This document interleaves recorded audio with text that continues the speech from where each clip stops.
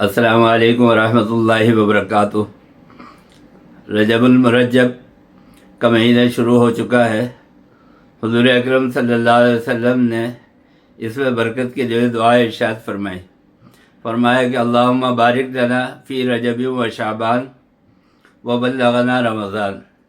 اس دعا سے یہ پتہ چلا کہ ایک تو رمضان تک پہنچنے کے لیے دعا مانگی گئی ہے، اور دوسرے زندگی میں برکت کے لیے بھی دعا مانگی گئی ہے، کیونکہ اگر آپ کی زندگی باقی ہے اور آپ رمضان کے مہینے میں موجود ہیں تب تو آپ رمضان کی سعادتیں حاصل کر سکتے ہیں، ورنہ آپ رمضان کی سعادت سے محروم رہیں گے۔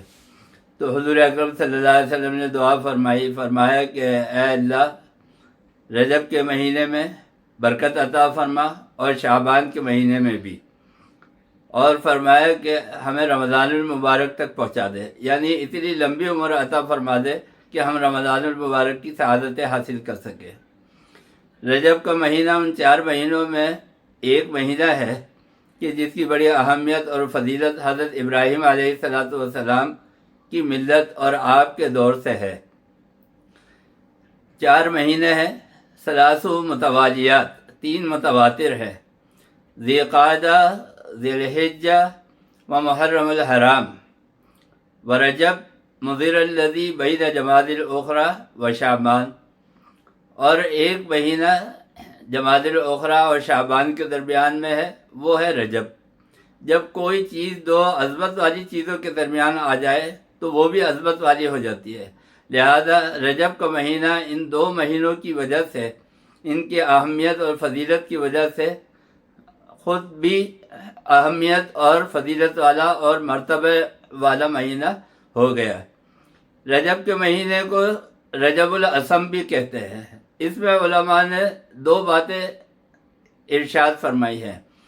ایک بات یہ کہ عرب کے اندر جو لڑائی کا دستور تھا اور جو اکثر و بیشتر مختلف اوقات میں اور مختلف ایام میں قبیلوں کے درمیان جاری رہتی تھی، وہ جب رجب کا مہینہ آتا تھا تو حضرت ابراہیم علیہ السلام کی سنت کے مطابق، ملت ابراہیمی کی سنت کے مطابق، وہ اپنے ہتھیاروں کو رکھ دیا کرتے تھے نیام میں، اور اپنے ہتھیاروں کو بند کر دیا کرتے تھے، اور ہتھیاروں پر سے ہاتھ اٹھا لیا کرتے تھے۔ اس کا مطلب یہ ہے کہ جنگ بندی ہو گئی۔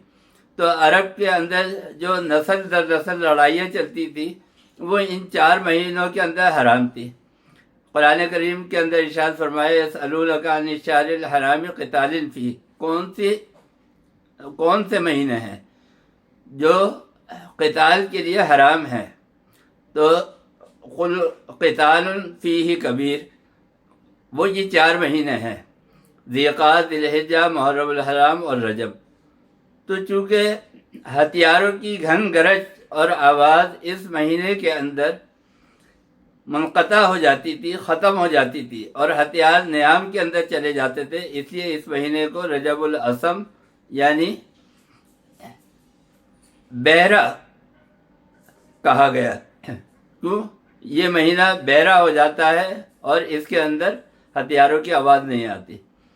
اور دوسری چیز یہ کہ علماء نے لکھا ہے کہ جو نیکیاں لکھی جاتی ہیں، کرامن کاتبین جو نیک اور بد اعمال اپنے پاس تحریر کرتے ہیں، تو نیکیاں جب تحریر کی جاتی ہے تو قلم کی آواز پچھلے ایام اور پچھلے سالوں کی طرح باقی رہتی ہے، اور نیکیاں لکھنے کی آواز فرشتوں کے قلم سے آتی رہتی ہے، اور جو بدی لکھی جاتی ہے اس کے اندر اس کی آواز جو ہے وہ ختم کر دی جاتی ہے، گناہ لکھنے کی آواز قلم سے نہیں آتی۔ اس لیے بھی اس مہینے کو اصم یعنی بحرہ کہا جاتا ہے۔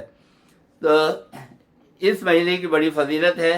صحابہ کرام رضوان اللہ تعالی علیہم اجمعین حضور اکرم صلی اللہ علیہ وسلم کی سنتوں پر کثرت سے عمل کرتے تھے، خاص طور پر خیرات کے کام، نوافل کا اہتمام اور روزوں کی کثرت، اس کے اندر صحابہ کرام رضوان اللہ تعالیٰ علیہ اجمعین رجب کے مہینے میں کثرت فرمایا کرتے تھے۔ ہمیں بھی حضور اکرم صلی اللہ علیہ وسلم کی اتباع میں ان تمام اعمال کو اختیار کرنا چاہیے، اور رمضان المبارک کی تیاری رجب ہی کے مہینے سے شروع کر دینی چاہیے۔ اللہ تعالی ہمیں اور آپ کو سب کا عمل کی توفیق عطا فرمائے۔ وآخر دعوانا الحمد للہ رب العالمین۔